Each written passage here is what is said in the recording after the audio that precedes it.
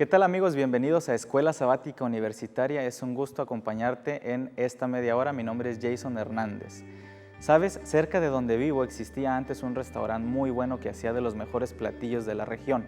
Un día fui a visitarlo y encontré que ya no estaba ese lugar, pero mi sorpresa fue que se habían movido a una cuadra más adelante, a un lugar más abierto, más grande, más espacioso, donde podían atender mejor a sus clientes y dar un mejor servicio.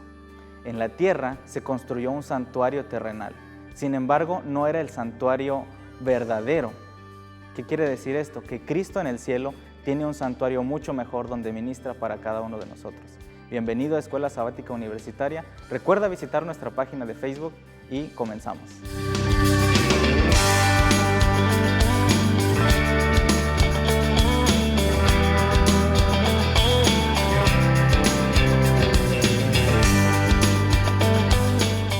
Pues bien amigos, estamos listos y ya preparados para comenzar nuestro repaso de la lección aquí en Escuela Sabática Universitaria. Esta semana estamos estudiando la lección número 5, que se titula Cristo en el Santuario Celestial.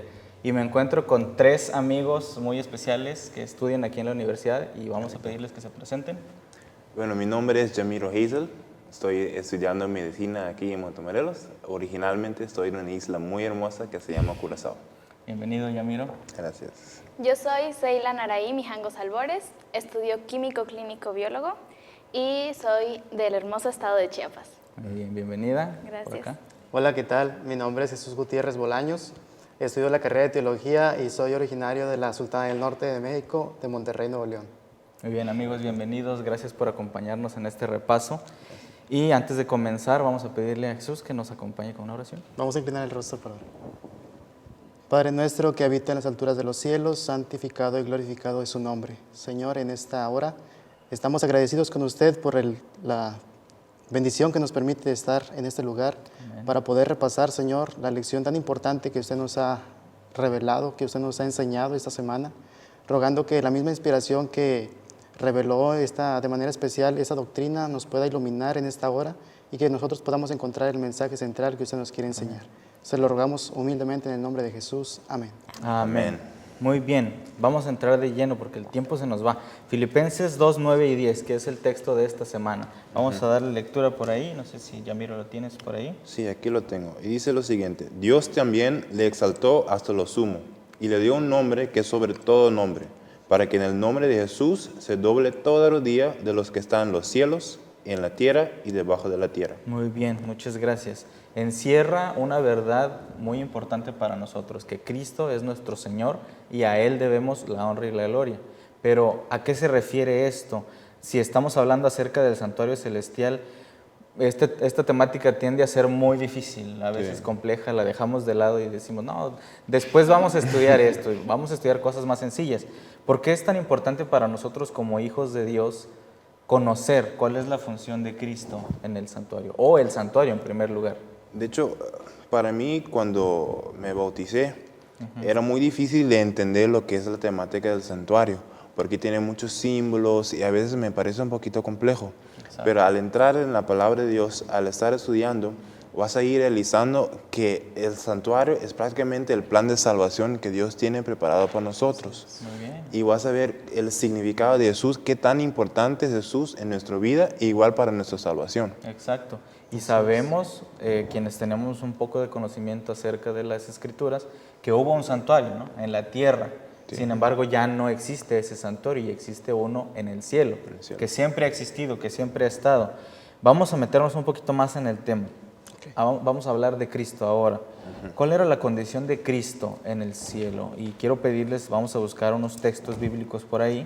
Romanos 8:3, Primera de Timoteo 1:17 y Primera de Timoteo 6:16. Hay muchos más textos, hay muchos más, pero vamos a enfocarnos en estos 3. Si tienes tu Biblia contigo, te invitamos a buscar con nosotros. ¿Quién tiene Romanos 8:3? Yo lo leo. Romanos Dice, 8:3. porque todo sumo sacerdote está constituido para presentar ofrendas y sacrificios, por lo cual es necesario que también éste tenga algo que ofrecer. Muy bien. Primera de Timoteo 1:17, por ahí, y la otra sería Primera de Timoteo 6:16. Primera de Timoteo 1:17, ¿alguien lo tiene por ahí? Yo lo tengo. Muy bien. Dice así: Por tanto, al Rey de los siglos, inmortal, invisible, al único y sabio Dios, sea honor y gloria por los siglos de los siglos. Amén. Muchísimas gracias. Ahí hay un término que ya se mencionó y que vamos a recalcar. 1 Timoteo 6:16. 1 Timoteo 6:16 dice lo siguiente. Al único inmortal que vive en luz inaccesible, y a quien nadie ha visto ni puede ver, y él sea el honor y el poder eternamente. Amén. Muy bien. Se repiten un poco los términos, pero hay uno en especial. ¿Cuál era la condición de Cristo en el cielo? Inmortal. Inmortalidad. Entonces, este término inmortal que a veces lo hemos hecho menos, quizás en la cultura de ahora, ¿qué significa? ¿Qué es algo inmortal? Pues inmortal define que no se puede morir. No se puede morir. Y al estar en cielo, Jesús estaba inmortal, estaba nuestro Dios todavía. Exacto. Divino, puro. Divino. No puede morir, es imposible que muera. Eso es lo que significa Igual inmortal. quiere ¿no? decir que no tiene ni principio ni fin. Exacto, ese es un Que término vive muy por importante. los siglos. Vive Ha por los vivido siglos. y seguirá viviendo. Si es inmortal, pues siempre ha existido, siempre vive, ¿no? Así es. Cuando Cristo viene a la tierra, ¿en qué se convierte? Se hizo mortal. Inmortal. Se La hace Biblia mortal, dice ¿no? que la paga del pecado es la muerte. Y cuando Jesús vino a la tierra, se hizo carne por nosotros. Se hizo y carne. la paga de estar en la carne es el morir. Jesús, acabas de mencionar algo muy importante, que la paga de estar en la carne es morir. Es morir. Todos nosotros como seres humanos sabemos que en algún momento vamos a morir. Y hay una pregunta que a lo largo de la historia se ha hecho y todas las personas yo creo que nos hacemos en algún momento de nuestra vida es, ¿qué voy a hacer de mi vida? ¿Cuál es mi propósito? Ustedes pues son estudiantes, ¿no? Sí. Estudian medicina, químico, teología y pensamos que en algún momento en la vida vamos a ejercer esa carrera para ayudar a otras personas, para edificar, etcétera, etcétera, ¿no? ¿Cuál era el propósito de Cristo al venir como un ser humano a la tierra? Porque vino como ser humano. Hay una pequeña frase de la lección que yo creo que a todos nos ha llamado mucho la Exacto. atención, que dice, Cristo nació para morir. Cristo nació para morir. Entonces Él ya sabía que iba a morir. Él ya sabía que iba a morir. Imagínense si ustedes les dijeran hoy, tu propósito en la vida es este. Fuera algo positivo o algo negativo, como quiera, es impactante, ¿no? Porque llega un momento en el que empiezas a pensar, ¿cuándo va a llegar? ¿Cuándo va a llegar? ¿Cuándo va a llegar ese momento? ¿No? Correcto. Y también piensas, ¿realmente quiero eso? Exactamente. ¿O no lo quiero? Exactamente. Incluso en la Biblia se menciona del rey Ezequías, ¿no? Como Dios le dijo a él, en tanto tiempo tú vas a fallecer. Y es una carga muy impresionante saber cuál es tu destino, cuál es tu futuro. Imagínense que Cristo, desde que Él tuvo uso de razón en esta tierra, como un pequeño niño, ya sabía cuál iba a ser su destino, ¿no? De hecho, al respecto a eso, hay un versículo que me gusta mucho, que se encuentra en Filipenses 2, versículos 6 y 7, que dice lo siguiente. Quien siendo por naturaleza Dios, no consideró el ser igual a Dios como algo a que aferrarse. Por el contrario, se rebajó voluntariamente, tomando la naturaleza de siervo y haciéndose semejante a los seres humanos. Entonces, literalmente en ese versículo está diciendo que Jesús era nuestro Dios, Rey del universo. Ahí en el cielo tenía todo, inmortal. Pero Jesús consideró que no debe de quedar con ese título de ser rey. Pero Él quería voluntariamente rebajarse a ser humano para morir por nosotros en la cruz. Y acabas de decir eso, voluntariamente. Voluntariamente. Él decidió. Hay 3 textos que también nos indican cuál era uno de los propósitos de Cristo en la tierra. Juan 1:29, vamos, Yamiro, por favor, ayúdanos con Juan 1:29, Apocalipsis 5:12 y Apocalipsis 13:8. Tienen algo en común ahí. Vamos a buscar en nuestras Biblias. ¿Qué tienen en común? Juan 1:29, Apocalipsis 5:12 y Apocalipsis 13:8. Por favor. Aquí tenemos Juan 1:29 y dice lo siguiente. Al día siguiente, Juan vio a Jesús que se acercaba a él y dijo, aquí tienen al Cordero de Dios, quien quita el pecado del mundo. Ok, importante lo que se acaba de leer aquí. ¿Saila? Apocalipsis 5:12 dice que decían a gran voz, el Cordero que fue inmolado es digno de tomar el poder, las riquezas, la sabiduría, la fortaleza, la honra, la gloria y la alabanza. Se vuelve a tomar el término del Cordero, pero con otros atributos, ¿no? Apocalipsis 13:8 dice, y la adoran todos los moradores de la tierra cuyos nombres no están escritos desde la fundación del mundo en el libro de la vida del Cordero que fue inmolado. O sea, el Cordero tiene relación con el libro de la vida, hay que rendirle honra, y Juan el Bautista habla del Cordero como es el que quita el pecado del mundo. Entonces, Cristo es El Cordero de el Dios. Cordero de Dios, ¿no? Y un cordero es uno de los símbolos del santuario, porque en el santuario se ofrecía al cordero. Entonces, lo que acabamos de mencionar, Cristo vino a morir como un cordero. Cordero de Dios. ¿Para qué? Pues para quitar el pecado de nosotros. Exactamente, para quitar el pecado de nosotros. Entonces, todos estos sacrificios de la antigüedad, del Antiguo Testamento, del santuario terrenal, apuntaban a una persona, a Cristo. O sea, Cristo era, como se dice en inglés, the real deal, ¿no? Era lo verdadero. Sí. Exactamente. Entonces, en el capítulo 7 de Hebreos, por ejemplo, nos habla mucho, y ahí la lección nos pide, ¿no?, leer todo el capítulo. No lo vamos a leer, es muy largo, pero vamos a parafrasear un poquito y sacar un resumen de qué es lo que ahora hace Cristo. Una vez que Él muere, que es una cosa y no lo podemos ni siquiera imaginar, tiene una nueva faceta, Cristo, en nuestra vida.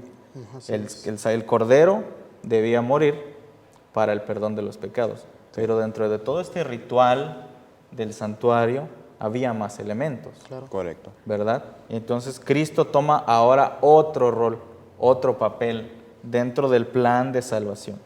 Después de la cruz, ¿qué es Cristo ahora? Pues se convierte como el sumo sacerdote y intercede por nosotros. El sumo sacerdote intercede por nosotros, ¿no? Entonces, recapitulando, Cristo nace para morir. Él viene a la tierra siendo Él inmortal, siendo un ser divino, siendo Dios, el Hijo de Dios. Decide, como dijo Yamiro en Filipenses, despojarse de esa divinidad y venir a la tierra como un ser humano. Como un ser humano. Primero pensemos en eso. ¿Cómo siendo alguien tan maravilloso viene a la tierra como somos nosotros? O sea, Sí. De hecho, la escritora Elena de White menciona que cuando los ángeles supieron que él lo iban a enviar y iba a hacer todo lo que pasó, ellos quisieron como ir en lugar de Jesús porque lo amaban demasiado, Exacto. porque Él es muy importante en el cielo, aunque nosotros a veces no le demos esa importancia. Sin embargo, no era suficiente el sacrificio de los ángeles, sino que tenía que ser Jesús mismo. exactamente. Y fíjate que, recalcando lo que decía ella, Jesús siendo Dios, siendo Espíritu en el cielo, allá donde mora Dios, Él hubiera dicho, pues, pago por el pecado de otra manera. Pero Jesús no sabía existía. que para pagar el pecado Era necesario morir. Exactamente. ¿Y cómo iba a morir siendo Dios, siendo Espíritu? Él tenía que hacerse carne, Exacto. vivir entre nosotros, morir y después resucitar, porque Él tiene una visión mucho más amplia del plan de salvación. Exacto. Vamos a ir a un corte en este momento, pero antes de eso vamos a dejar una pregunta. ¿Cómo puede ser Cristo sacerdote y cordero a la vez? Amigos, vamos a ir a un corte y regresamos a Escuela Sabática Universitaria.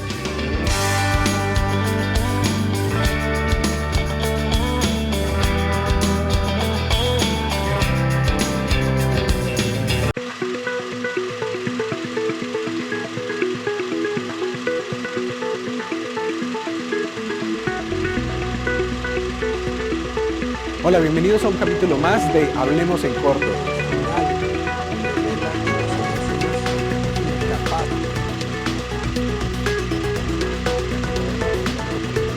Porque las historias nos enseñan sobre la vida, hablemos en corto.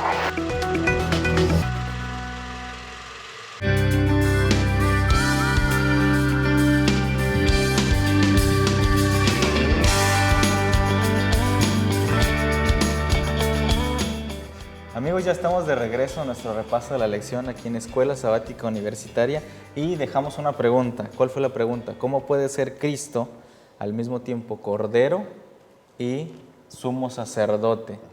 ¿Qué encontramos en la Biblia acerca de eso? Hay un texto en Hebreos 7:27. No sé si alguno de ustedes lo tiene. Hebreos 7:27. Y lo tengo yo lo voy a leer si quieren. Dice que no tiene necesidad cada día como aquellos sumos sacerdotes, hablando de los sacerdotes de antaño del santuario terrenal, de ofrecer primero sacrificios por sus pecados Y luego por los del pueblo, porque esto lo hizo una vez para siempre, ofreciéndose a sí mismo. Cristo es el sumo sacerdote. ¿Existieron sumos sacerdotes en la antigüedad? Sí. Sí. Aarón fue uno de ellos, ¿no? Sí. Pero Cristo es el verdadero sumo sacerdote.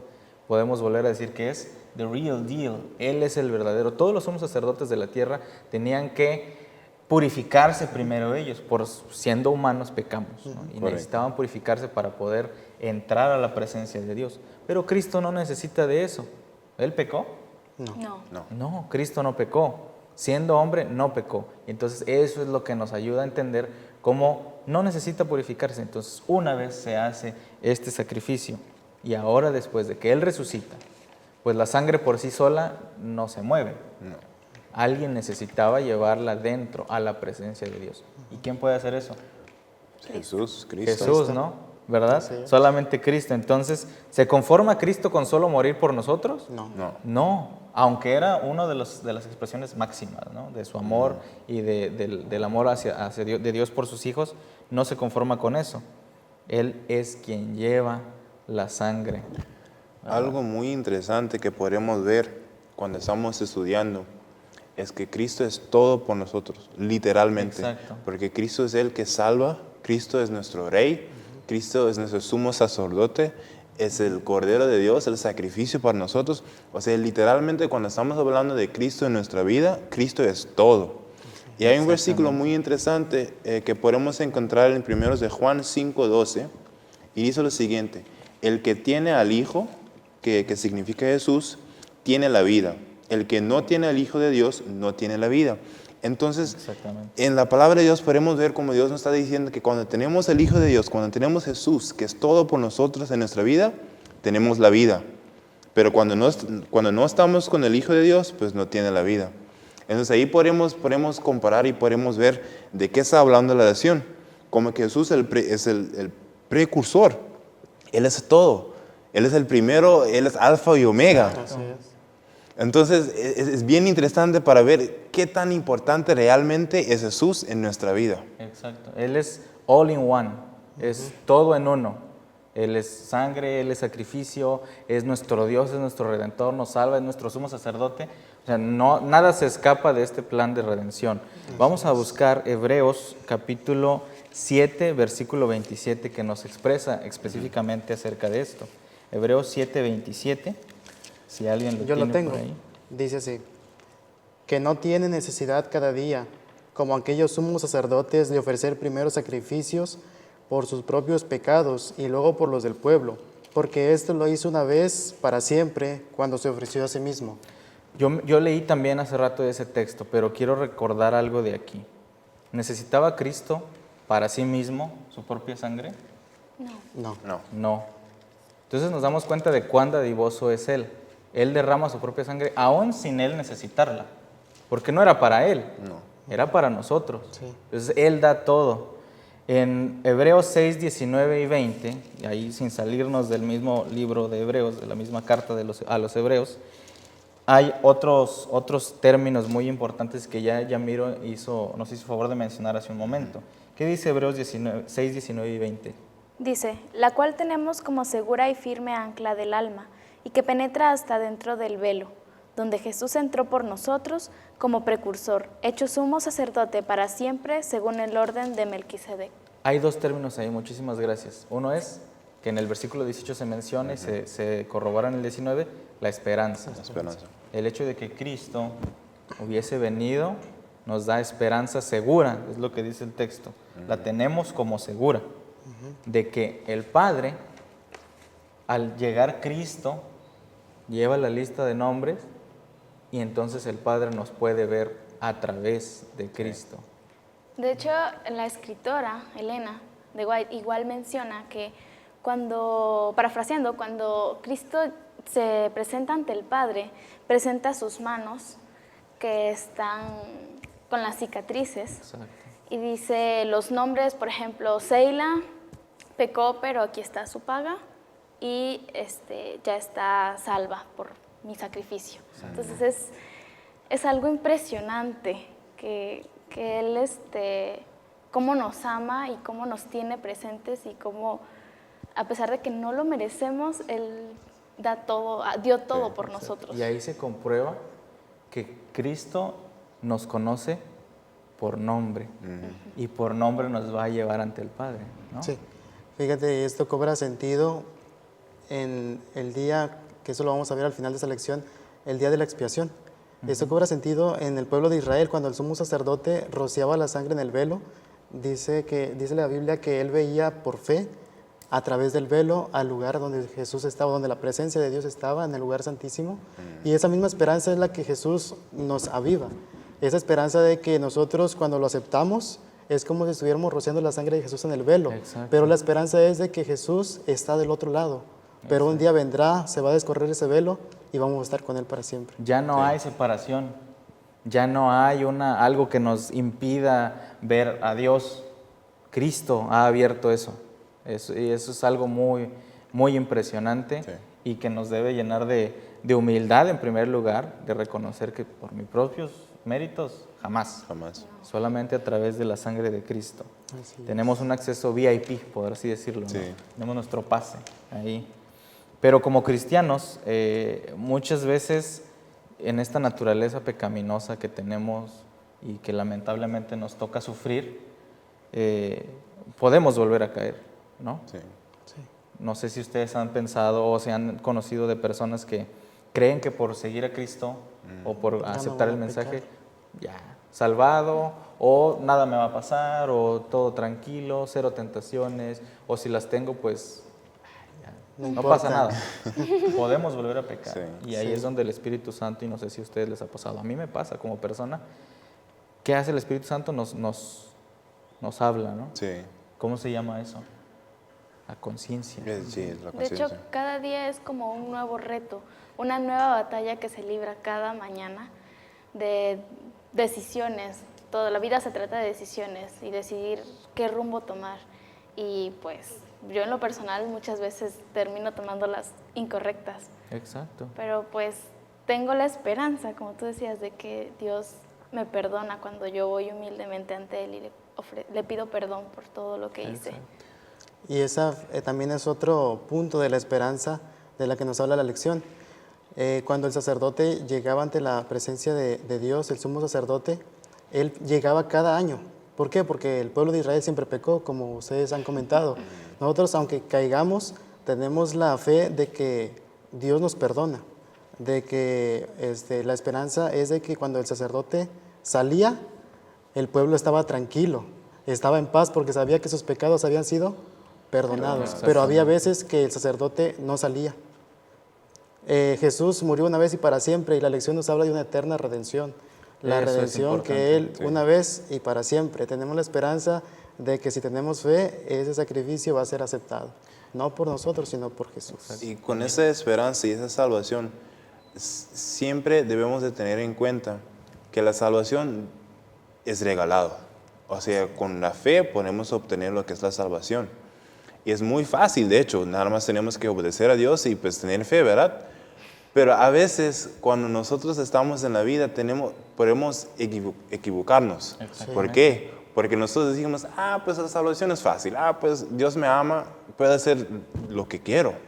Pero no es así, tenemos que recordar que yo tengo una lema en mi vida, que la felicidad o la salvación se obtiene al obedecer, amar y a estar en contacto constante con Dios.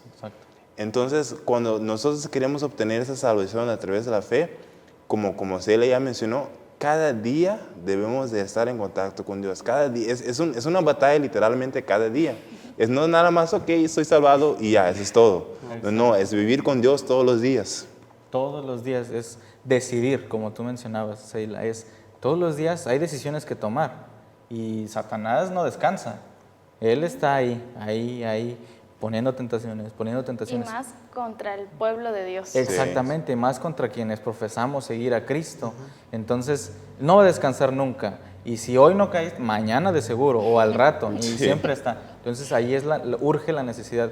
Este conflicto cósmico del que hemos estado hablando durante todo el trimestre, es eso. No son guerras y explosiones y las cosas exuberantes que esperábamos acerca de un conflicto. No es eso, es la vida personal. Sí. El conflicto es en cada persona, ¿no? Una batalla interna. Exactamente. En los textos de Hebreos 9, 20 al 23, se nos va el tiempo, pero nos habla de que como en el cielo, en el santuario celestial, también las cosas debían ser purificadas. Sí. ¿Por qué? Si el santuario está en el cielo. Si el santuario terrenal, entendible, pues eran cosas del hombre, creadas por el hombre, se necesitaba purificar del pecado, pero en el cielo no. ¿Qué explicación encontramos aquí? Tenemos bien poquito tiempo. Pues en el versículo 22 dice, de hecho, la ley exige que casi todo sea purificado con sangre, pues sin derramamiento de sangre no hay perdón. Exacto. Entonces simplemente podríamos ver que a través del derramamiento de la sangre de Jesús podemos obtener el perdón, porque según la ley, con el derramamiento de sangre hay perdón. Exacto. El hecho de que se purifique en el cielo el santuario nos indica que es necesario, como dice Yamiro, entender que esto no es solo por purificar y así nada más. Comienza un proceso. Sí. Comienza un proceso que es el día de la expiación, lo que mencionabas hace un momento. ¿En qué año comienza? Según lo que hemos estudiado y analizado como adventistas, Sí. esto comienza en 1844. Y a partir de ese momento, de ese comienzo del día de la expiación, estamos siendo juzgados.